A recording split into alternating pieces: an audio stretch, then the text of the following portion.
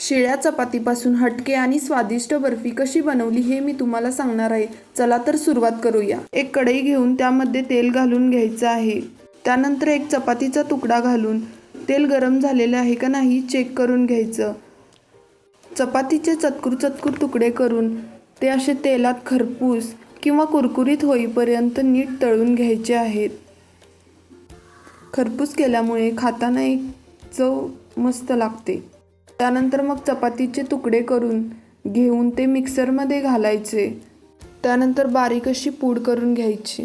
नंतर दुसऱ्या एका कढईमध्ये अर्धा कप साखर, त्यात अजिबात पाणी न घालता मंद आचेवर साखर वितळू द्यायची आहे.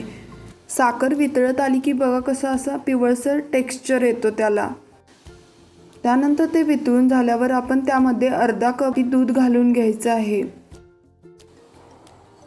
दूध घातल्यानंतर ते साखरेचे मिश्रण आपल्या स्पॅच्युलाला चिकटतं, ते नीट चमच्याने काढून घ्यायचं आहे.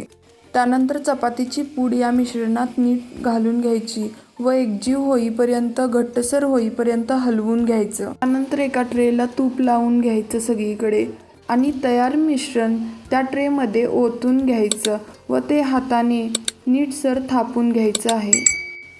ते मिश्रण थंड झालं की आपण हव्या त्या आकारात त्याचे काप करू शकतो.